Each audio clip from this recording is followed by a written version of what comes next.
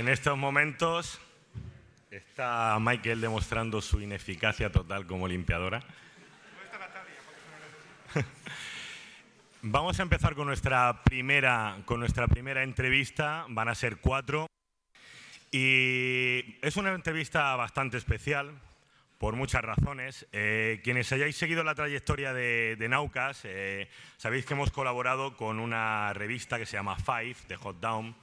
Y en esa revista hubo una entrevista de Juan Ignacio Pérez, nuestro anfitrión, al señor Pedro Miguel Echenique, Premio Príncipe de Asturias y director del DIPC, Donostia Escenario. Por cierto, lo tenéis contento, habéis roto un reloj de la Real Sociedad. El señor viene de Donostia, encantado de haber visto cómo estáis haciendo amigos, señores de Big Bang. En aquella entrevista, que duró unas 4 horas, ellos la mantienen bastante a menudo, como una vez al mes, se juntan a cenar y se ponen a hablar. Yo estuve presente y dije, esto es lo más alucinante que he visto en mi vida. O sea, primero por el gran vino que sacaron, la cena, y estos dos señores empezaron a hablar. ¿Le dejaste hablar? Yo iba de fotógrafo, los dejé hablar. Hicieron una de las entrevistas, si tenéis la revista, ¿sabéis? Estáis diciendo que sí, es espectacular. Y se nos ocurrió que, oye, igual que ellos disfrutan de sus charlas una vez al mes de cena, ¿por qué no podríamos ponerlos aquí y disfrutar nosotros? Con todos ustedes, Juan Ignacio Pérez Iglesias y Pedro Miguel Echenique.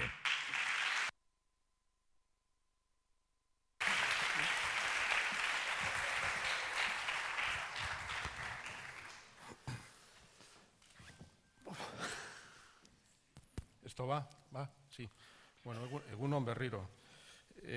No son cenas, Pedro. Ya se lía, Peláez se lía. Nosotros no cenamos, Bueno, comemos. también cenamos porque empezamos a las 2 y acabamos a las 8:30. Bueno, ¿Sí?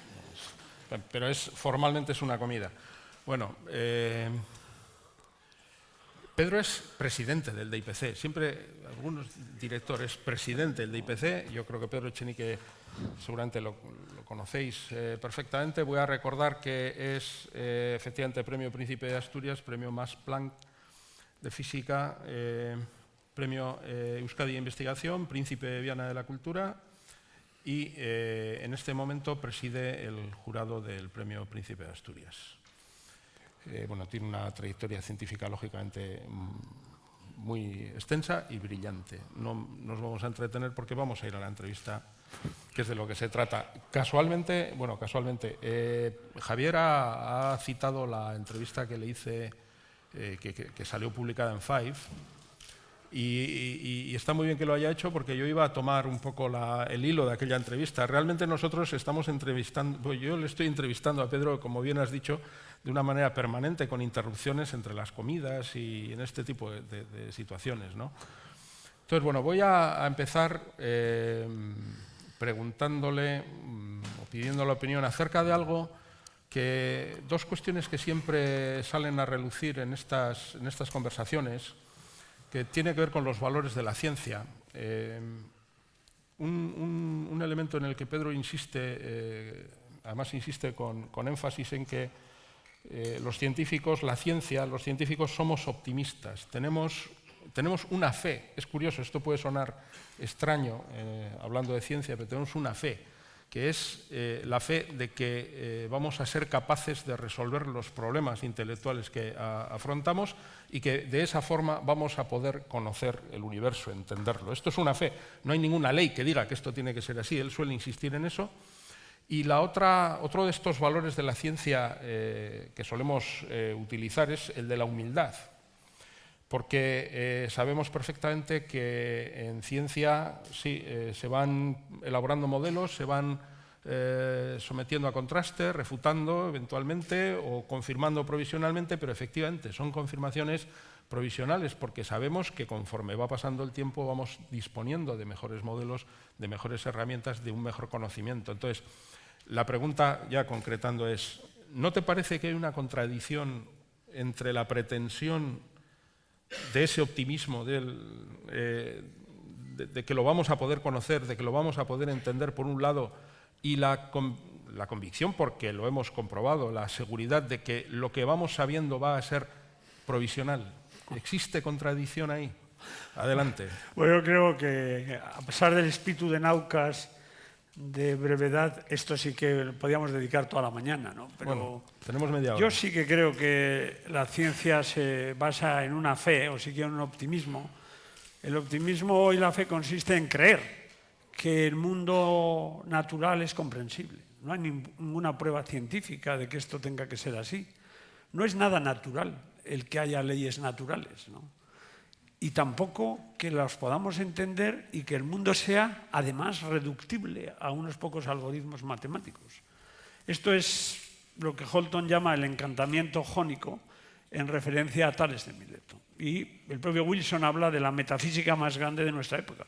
Si trabajamos, avanzamos, creamos modelos, entenderemos. Y de este nuevo entendimiento surgirán nuevas preguntas, que es la segunda parte.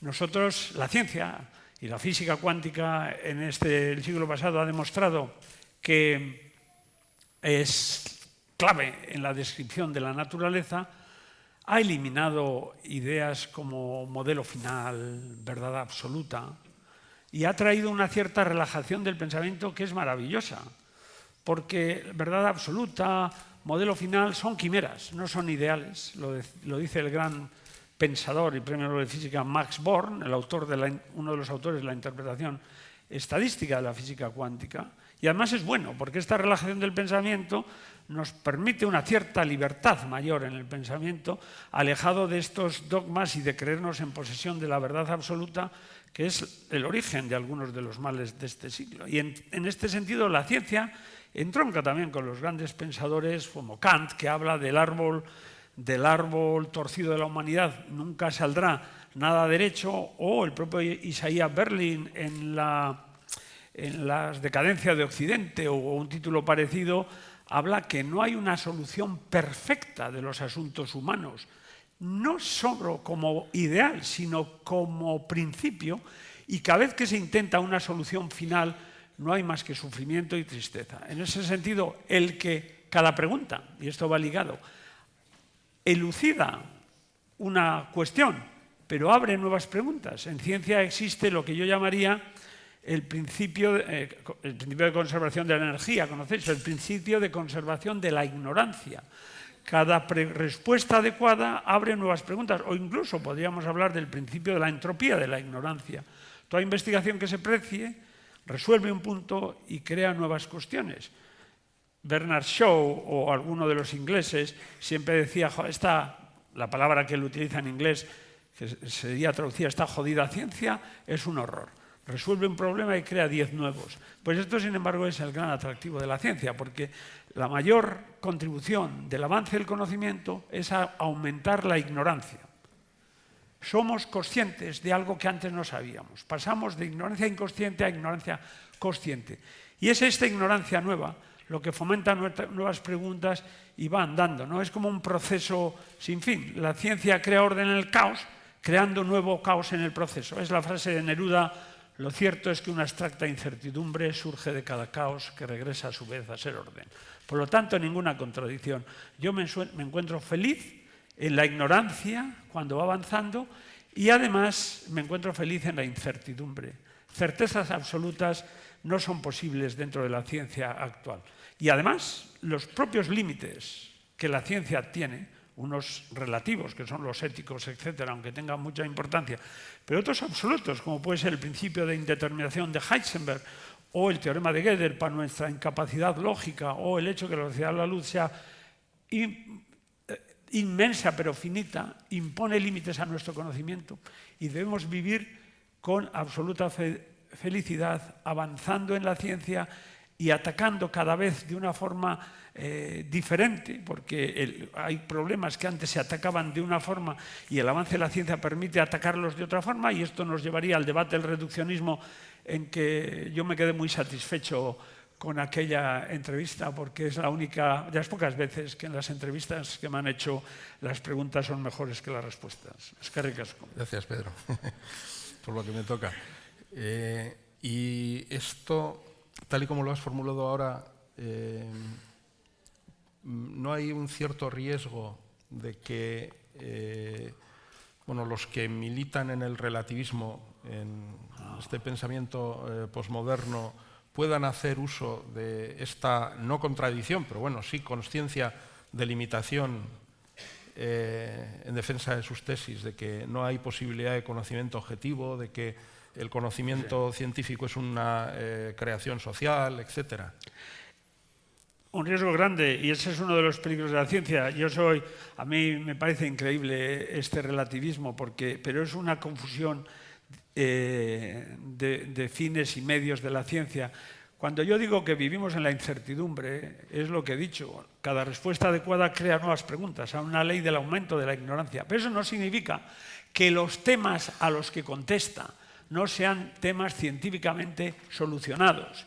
Y por lo tanto la ciencia también aporta certezas. La incertidumbre no está en todos los campos, sino en las nuevas líneas de ignorancia que abre y que serán solucionadas. El relativismo de que la ciencia es una construcción social es algo que yo no puedo entender y que además para mí se demuestra que cuando entramos aquí le damos al botón de la luz se enciende, y que la ley de gravitación es cierta independiente de lo que piense y de la moral de su autor o de lo que piensen sus autores. No hay una construcción social en el hecho de que cuando uno salta de la ventana va para abajo, y sino que salten los relativistas, y que sino que les pregunten a los de Hiroshima, por desgracia, a ver si la ciencia no tiene una realidad independiente de las construcciones sociales.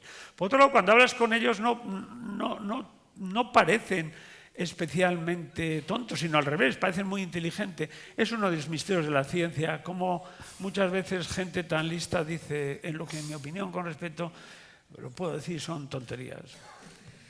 Bueno, vamos a cambiar de tercio.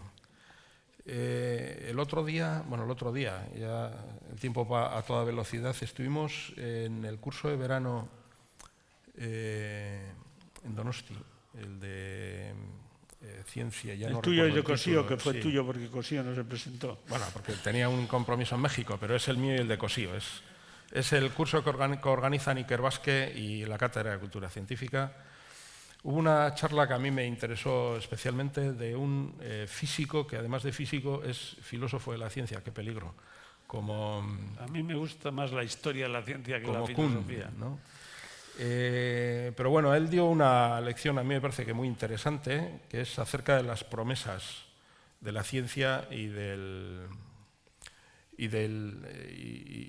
promesas las cumplidas, pero sobre todo las incumplidas, ¿no? Él hizo un repaso en el que se podía comprobar que efectivamente la ciencia a lo largo de su historia había hecho promesas que luego no se habían cumplido y que después lo que habíamos hecho de alguna forma había sido reescribir la historia para parecer que no se habían hecho aquellas promesas. ¿Qué quiere decir que la ciencia hace promesas? ¿Que algunos científicos venden logros futuros si les dan fondos? Por ejemplo. Eso no es promesas de la ciencia, es política científica. Sí, pero él se refería a eso y lo denominaba de esa forma.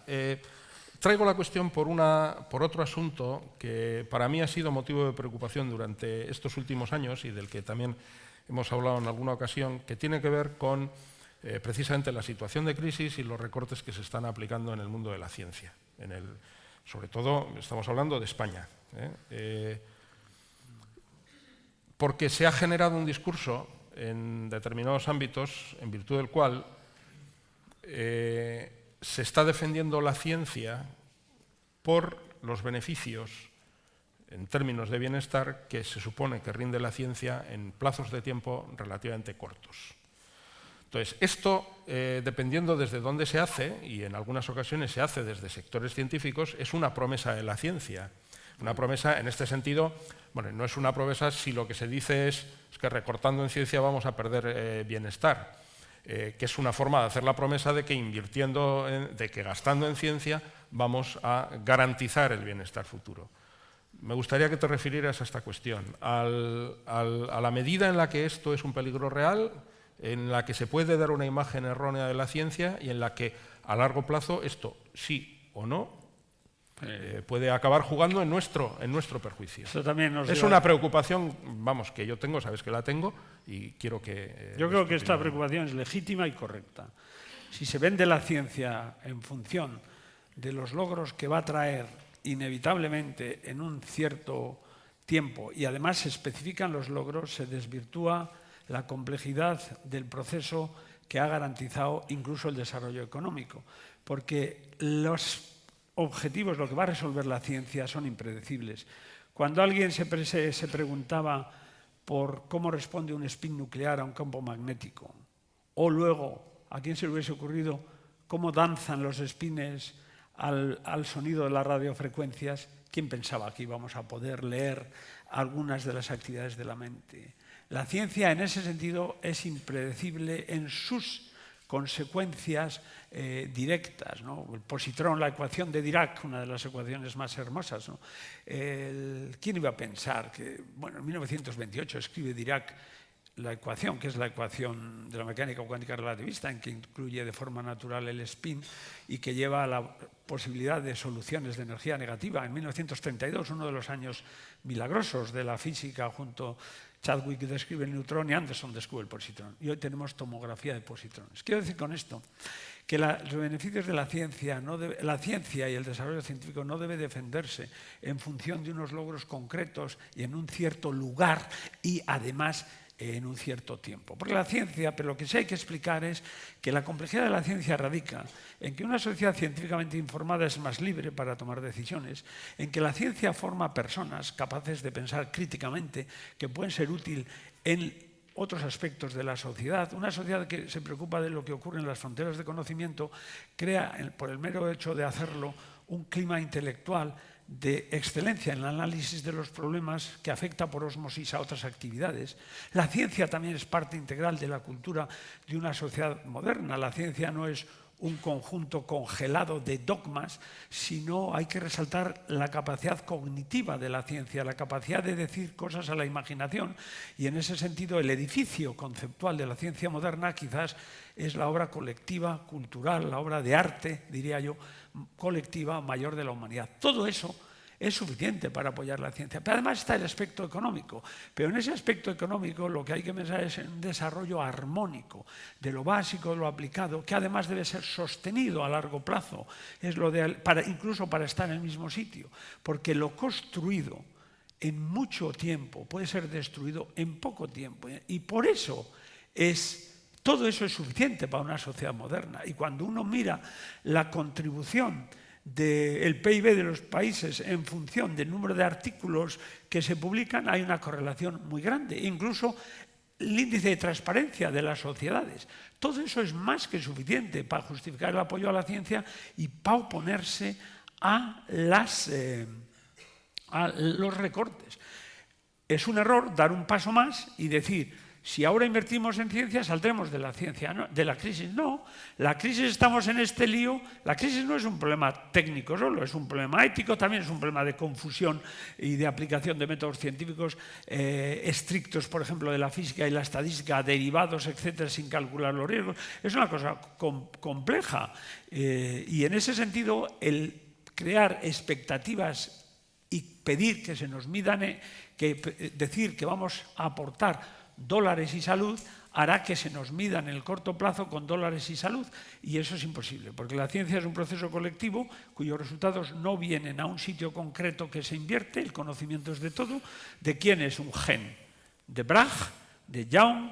¿De Watson and Crick? ¿De quién es? El conocimiento básico pertenece a todos, puede ser utilizado en todos. Y nosotros, como país, en este país antes llamado España y el País Vasco, pues ahora no sabemos cómo se llama, pues el rey anda por un lado, los otros, pero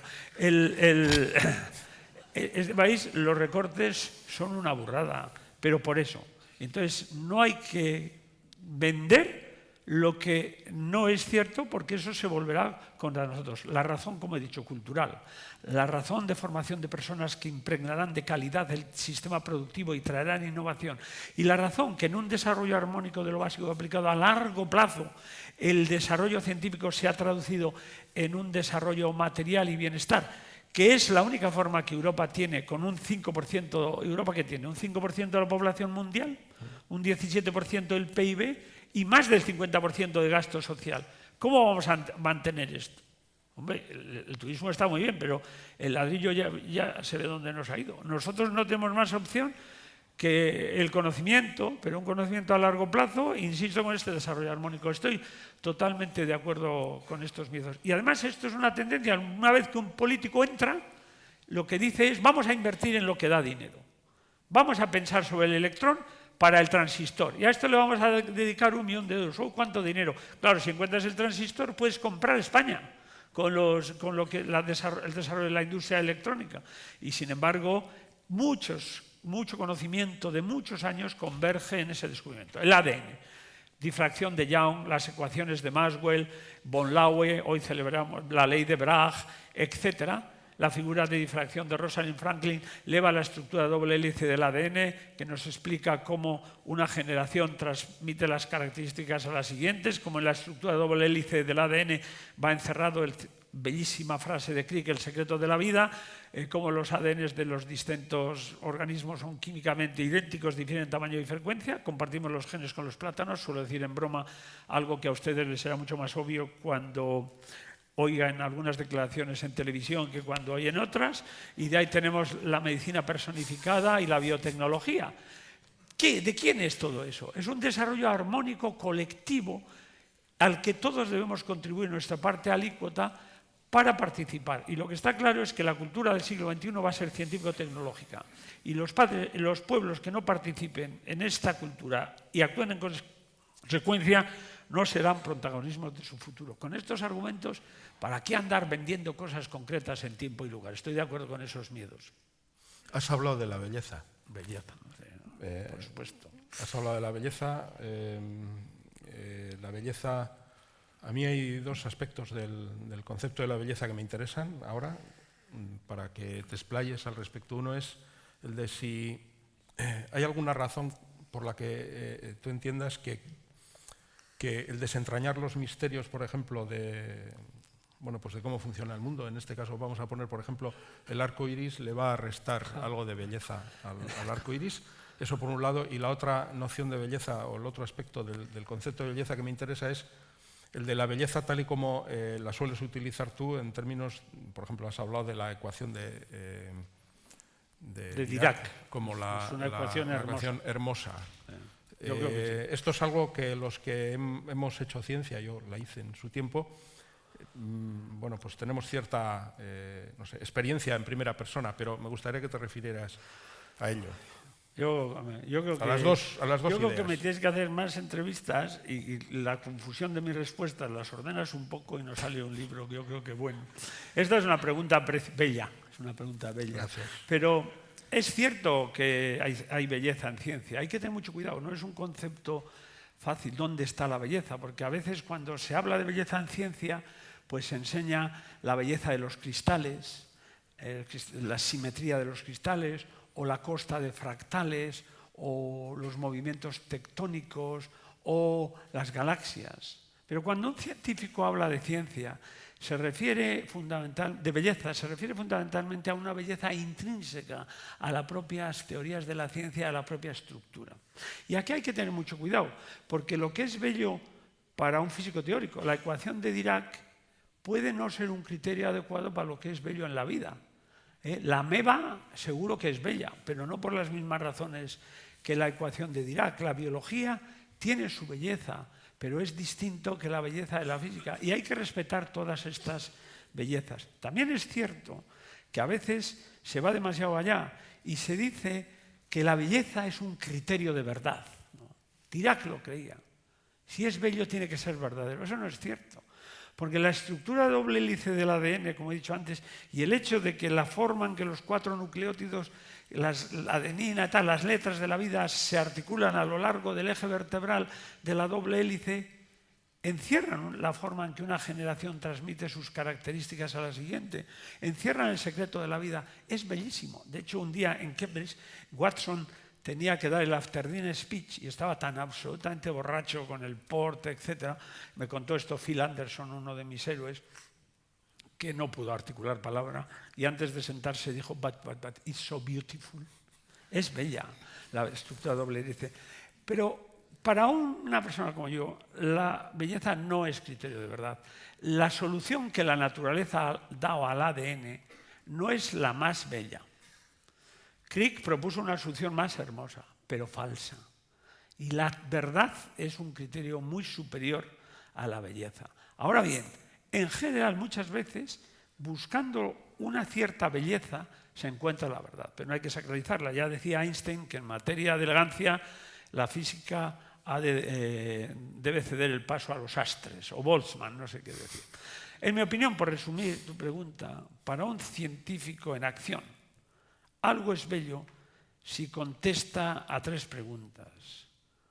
¿Cuán grandes y profundas son las implicaciones en otros campos? ¿Cuán sutiles e inesperadas son las conexiones e implicaciones a otras teorías?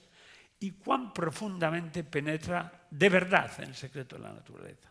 Y en este sentido, muchas teorías biológicas son extremadamente bellas, y la evolución es bella, y el ADN es bello, sin tener la misma belleza o el mismo concepto de belleza de la ecuación de Dirac. Vamos acabando. Tú tienes una charla que además la hemos podido ver por internet, que es la de los consejos a un joven científico. Eso, mírenla ustedes que son Creo jóvenes. recordar que son 12 consejos. Bueno, depende. Bueno, varían, ¿no? Entre unas ocasiones y otras van variando. Eso es. Como los científicos somos fanáticos de la duda, pues voy dudando y voy cambiando. ¿Puedes seleccionar 1 o 2 de esos? Porque aquí hay gente bastante joven que está empezando la carrera científica. 1 o 2 de esos. Esto es más difícil, igual. Sí, porque, claro, ¿cómo no hablar de ética? Pero quizás sí, vayan a un sitio donde se haga buena ciencia porque les guste y ya le pagarán. No vayan a un sitio donde le pagan si va a hacer mala ciencia. Vayan a un sitio que les ilusione. No estudien lo que no les gusta porque está al lado de la macho, sino vayan a sitios buenos, elijan buenos supervisores, gente que les guíe, no que les haga el trabajo, que les guíe. Y sobre todo, no se desanimen. Yo creo que la creatividad, la ciencia por encima de todo, es creatividad, también comunicación. Pero la creatividad no solo es conocimiento, es comportamiento, decisiones, voluntad, acciones. Crean en sus ideas, no infinitamente, porque la verdad de una idea no depende de la pasión con que ustedes la crean. Sean críticos, pero no excesivamente críticos, pero sobre todo voluntad. La ciencia y el éxito científico y el avance es fruto de una gran voluntad. No hace falta una gran inteligencia para hacer ciencia. Igual sí, para resolver la ecuación de Dirac, pero tampoco es técnica. Es mucho más importante la voluntad. Si les gusta y trabajan de forma continua, y no mucho tampoco, no se pasan todo el día trabajando, pero eso no es que no estoy animando a tomarse 3 semanas de vacaciones cada mes, pero si trabajan con ilusión, con constancia y sin desanimarse y tienen pasión por lo que hacen, lo harán bien, porque los entendimientos especialmente brillantes no son muchas veces los mejores científicos, son los mejores para decir cosas rápidas en el Parlamento de las que tienen que desdecirse a los 3 semanas, etcétera. Trabajen con intensidad, con pasión en lo que les gusta y vayan a buenos sitios. Porque la ciencia, al ser creatividad, solo se puede aprender haciéndola junto a los que la hacen bien. Lo del método científico tiene una componente, entre comillas, de fraude.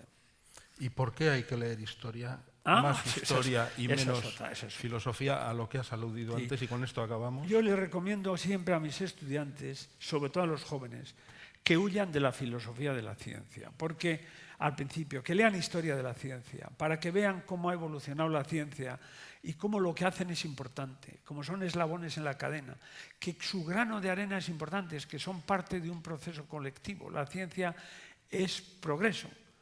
Todas las olas del mar deben la belleza de su perfil a la retirada de las que les precedieron.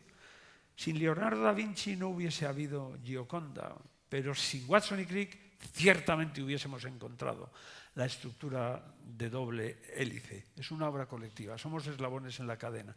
Eso se aprende en la historia. Se aprende que cualquier tiempo pasado no fue mejor. Eso que nos contaba en la escuela, recuerde el alma dormida, vive el seso y desperte, contemplando cómo se pasa la vida, cómo se viene la muerte tan callando, cuán presto se va el placer, cómo después de acordado dolor, como a nuestro parecer cualquier tiempo pasado fue mejor. Por cierto, la memoria es imprescindible para la ciencia. Huyan de los que porque creatividad no es más que relacionar cosas. Cuando más cosas tengas en mente, mejor. Huyan de los que les dicen que no hay que memorizar cosas. Lo tienen que hacer sin esfuerzo. Pero la filosofía de la ciencia, el cuestionar constantemente cosas antes de entenderla, no está bien. Está bien la filosofía de la ciencia, pero yo aquí presenté el día pasado en Bilbao, en la Alhóndiga, un libro de un filósofo que estaba muy bien. Era Sociología de la Ciencia y decía que la ciencia es democrática. ¿La ciencia qué va a ser democrática? La ciencia es democrática porque se decide a votos si se invierte en A o en B. Eso es política científica. Pero la ciencia tiene una verdad intrínseca que lo dan los experimentos, aunque no sea una verdad total. Entonces, a veces estos filósofos pues entran en temas así, y el libro estaba muy bien escrito, pero yo le pregunté en la comida una cosa: ¿pero cómo es posible que en un libro sobre filosofía de la ciencia no haya ninguna cita a un libro científico? Para hacer buena filosofía de la ciencia hay que saber mucha ciencia y por lo tanto no hay que hacerla de joven. El problema es que cuando ya se hace de viejo es cuando tampoco se está en condiciones de hacer buena ciencia. Por lo tanto, yo a los jóvenes les recomiendo Historia de la Ciencia. Muy bien, muchas gracias. Como resulta que esto se graba, pues a lo mejor hasta lo podemos acabar escribiendo y poco a poco... O quizás esta referencia al final. No te preocupes, que ya nos ocuparemos... deba ser suavizada y ya nos ocuparemos de hacer... Yo no sabía igual la referencia a que las declaraciones en televisión revelan la componente genética que compartimos con los genes más en unos que en otros debe ser suavizada. No, ya te preocupes, ya tengo yo suficientes follones. Tendrá el debido tratamiento. Es que ricasco, Pedro. Sí.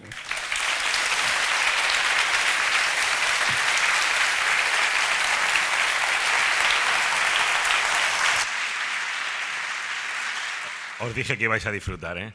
Acaban de tuitear por ahí, Pedro Miguel dice: es imposible tuitear algo de Pedro Miguel Echenique porque da 20 citas en una frase.